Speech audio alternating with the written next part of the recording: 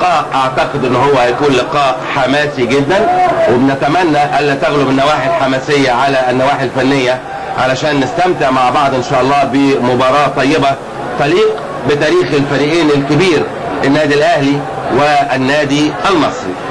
زي ما حضراتكم شايفين في الصورة جمهور كبير جدا حضر هنا. يمكن انا جيت وصلت هنا الساعة تقريبا 11 الصبح، كان الاستاد هنا ممتلئ عن اخره باستثناء المدرج الخلفي اللي خصص لجماهير النادي الاهلي، حضر منها يمكن النهارده جمهور يعني قليل نسبيا بالنسبه للجمهور بتاع النادي الاهلي العريق اللي بيجي وراه في مبارياته او في الصوره مع حضراتكم اهم. ولكن جمهور النادي المصري الحقيقه مالي كل الاماكن المخصصه ليه عن اخر. الجو هنا جو رائع جدا جدا جدا، نسمه كده يعني اقول ايه، نسمه بروده خفيفه مع جو مشمس رائع بيدي احساس رائع جدا بجو جميل. بيدير لقاء النهارده طاقم سوري مكون من الكابتن جمال الشريف اللي ماسك حمامه وهيطلقها هو ومساعديه، والمساعدين معتز يغمور وحمدي القدري، والثلاثه دوليين من دوله سوريا الشقيقه. حكم رابع النهارده كابتن محمد ضياء الدين، وبيراقب المباراه كابتن محمود عثمان رئيس حكام منطقه القاهره، ومن لجنه المسابقات المهندس سيد ابراهيم. انطلق الحمام في سماء المدينة الحرة مدينة بورسعيد الجميلة العظيمة الباسلة اللي شهدت دايما امجاد المصريين هنا في بورسعيد. وايضا النهاردة زي ما انا شايف كده حماس كبير قوي قوي قوي من الجماهير. نرجو ان شاء الله الجماهير اجمل ما في كرة القدم هي الجماهير بشكل عام، شريطة ان يكون هذا الحماس في الاطار الحلو المحبب لنا جميعا. شجع فرقتك ولا تنهر الفريق الخصم، ونحترم الجميع. هي دي شيمة الجماهير الحلوة اللي بيتحلى ان شاء الله بهذه الصفات جماهير بورسعيد الوفية الكبيرة. اختار النادي المصري هيبقى على شمال المقصورة، والنادي الاهلي هيسنطر على يمين المنصورة. وهنبدأ بعد ثواني اللقاء، والكابتن جمال الشريف بيرفع ايده لمساعديه بيتأكد من ضبط الوقت معاهم، وايضا بيبص لحارسي المرمى. وفعلا بدأت المباراة. وادي وليد صلاح الدين حطها على شماله لأسامة عرابي، ضغط عليه حمد، يضغط على طول من ورا محمود حسين وياخدها. وادي هجمة للنادي المصري وفرملة ياخدها على طول مجدي طلبة. ماشي مجدي طلبة في وسط الملعب، علي ماهر يفتح هناك في اليمين مشير حنفي. ماشي مشير على يمينه هناك خالص لسيد عبد الحفيظ، لمشير مرة تانية، واتلعبت قصيرة وخطيرة جدا، ومعدي واتأخر شوية وبيلم ولسه. ياه فرصة والله كبيرة قوي، لو ضغط على كورته سيف وراح هو وكان تامر كانوا عملوا فيها حاجة تانية خالص، لكن مسكوا الكرة وتأخر بيها شوية. واقدر اقول ان اول فرصة حقيقية في المباراة بعد دقيقة واحدة من البداية. مرة تانية سيف اللي حلقة رونالدو الموضة الجديدة اهي، رايحة له الكرة سيف اهو، وسيف وبيلم على يمينه سيف وابراهيم حسن، سيف ويضربها في ابراهيم حسن، لكن اتهيألي هيلحق ابراهيم، لحق فعلا وعايز يضربها مرة تانية بسيف، لكن تروح في اليمين لمحمود حسين. محمود حسين تصعيدة حلوة في القلب وداخل لجوه، وترجع مرة تانية لحمد، وحمد بيلم ويرجع لمحمود حسين مرة تانية. والنادي المصري ماسك كورة من بداية المباراة دي 3 دقايق اهو، وادي محمود حسين مرة تانية. والجماهير الكبيرة قوي هنا بتشجع النادي المصري، حماس كبير قوي قوي. ومرة تانية محمد سعد يعلي واحدة فوق، لكن مردودة على طول من هادي هنا في وسط الملعب، طويلة في اليمين لسيف، وسيف انطلاقها وعلى يمينه الحمد، وحمد هوبا، الله حلوة والله حلوة، تمريرة جميلة قوي من سيف لحمد في اليمين، وحمد يكمل حلوة قوي يطلق قذيفة لكن ما تتظبطش معاه، لكن حطها له والله سيف حلوة قوي على يمينه. ولو كان ظبط رجله شوية كان بقى فيها كلام. في اتجاه تامر النحاس ومعاه ابراهيم حسن، تامر يزقها في مساحة جميلة جدا، تامر هو جول هوبا مش معقول مش معقول.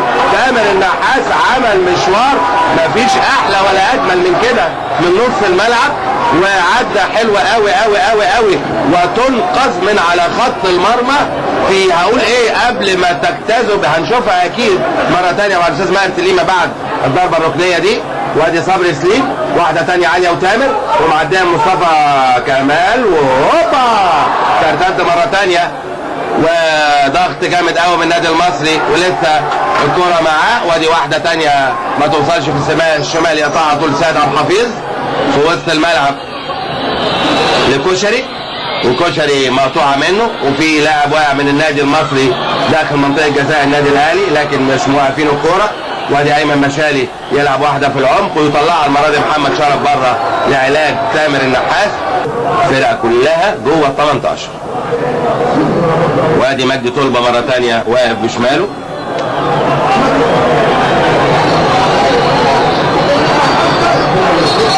ومصر على ال10 ياردات. الكابتن جمال الشريف حكم دولي كبير طبعا حضراتكم عارفينه وشفناه قبل كده هنا كتير، حكم المواقف الصعبة كابتن جمال الشريف الحكم السوري. وراجع مجدي طلبة لورا، واقرب واحد ايمن مشالي برضه بيرجعه لورا، مصر على كل قراراته. وادي مجدي طلبة راجع لورا وعلى شماله، برافو يا حسن برافو يا حسن، شوطة حلوة وصدة يا حسن، برافو يا مجدي برافو يا حسن، عينه على كورته مظبوط وراح لها في توقيت مناسب. حسن نصر حط الكرة على الارض عشان ياخد بيها خطوتين ثلاثة لقدام، وشاط واحدة طويلة وعالية في اتجاه تامر النحاس ومشير، لكن تامر اطول. يا راجل حرام عليك يا راجل حرام عليك في الحتة دي، ومحدش معاه خالص خالص خالص، كان يقدر يظبط اكتر من كده لكن استعجل شوية. شوفوا حضراتكم ادي الاوت اهو، وتتلعب عالية وتتلمس في السكة، وادي سيف لوحده لكن اخدها من تحت لفوق. دي المفروض رجله تطلع فوق ويحط وش رجله لتحت، وتبقى ضربة ركنية للنادي المصري من ناحية اليمين. واعي قوي قوي جمال الشريف الحقيقة، حكم دولي قدير فعلا وشايف كل حاجة، وفعلا الكرة ما فيهاش اي حاجة. ومرة تانية ضربة ركنية هيلعبها ايمن مشالي من ناحية اليمين، وعالية لحمد المتألق. حمد يفتح لمحمود حسين وايمن مشالي، ايمن يخش جوه وهيرفع ايمن وهيرفع، ولسه توصل لحمد مرة تانية يسيبها للاكو على يمينه لمشالي، لحمد مرة تانية، حمد يضرب لخمة لكن توصل للاكو يحطها المشالي، ومشالي يسقط واحدة فوق لكن مصطفى كمان.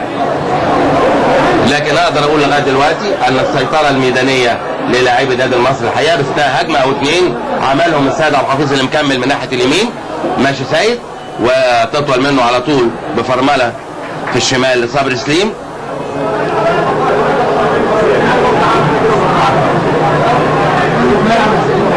حمد لاكو، سيف داوود، ورمي التماس للنادي المصري.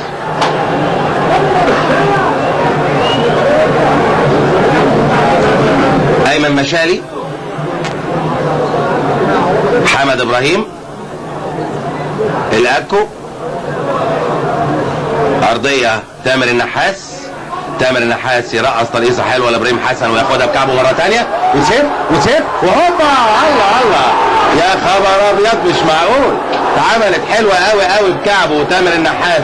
سيف داوود لقاها قدام منه، داس عليها دوسه صغيره كده ايه، وداس عليها لكن بقت تحت رجله فعلا وضاغط عليه من ورا. شوفوا حضراتكم ما ادالوش المساحه الكافيه ثابت، عشان كده استعجل فيها شويه سيف، وتبقى ضربه مرمى وهدف اكيد، ومستر كروجر والنادي المصري. عاليه، ياسر الشنواني، ابراهيم حسن، محمود حسين، ثابت، كشري، مرة تانية طلعت منصور، طويلة في اتجاه سيف داوود وابراهيم حسن، يلعبها المرة دي ابراهيم، وتبقى رمي التماس للنادي المصري. محمود حسين،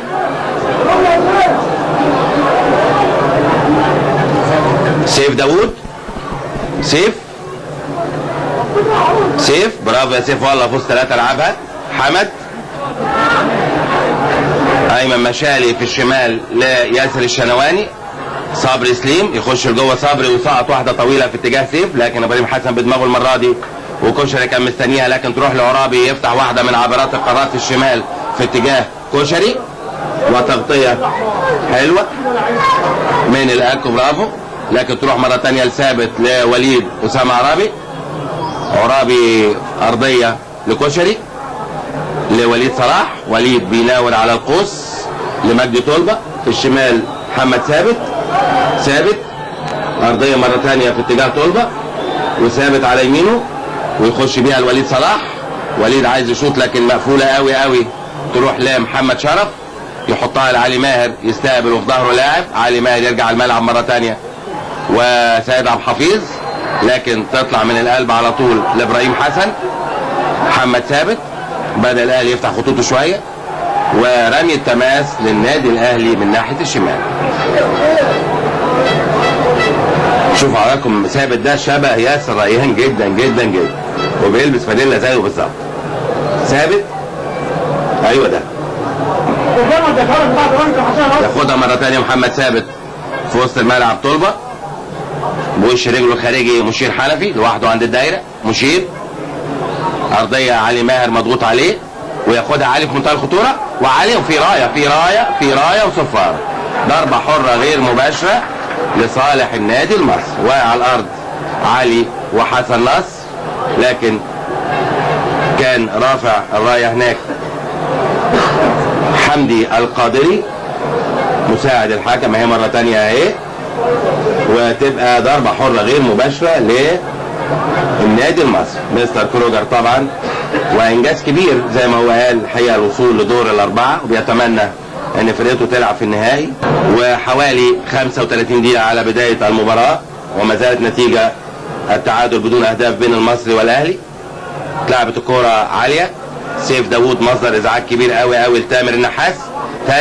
تامر وانطلاقه من ناحيه الشمال، وهوبا الله حلوه هجمه حلوه والله قوي من تامر النحاس، بيحط جسمه ما شاء الله، جسمه قوي جدا وسريع بنيانه، فحطها حلوه قوي على شمال وكانت منتهى الخطوره. برافو يا تامر. شوف هي مره ثانيه من ناحيه الشمال وشاط بشماله، حلوه تتقطع على طول وتتحط في الشمال. نادي المصري طويله في مساحه في اتجاه صبري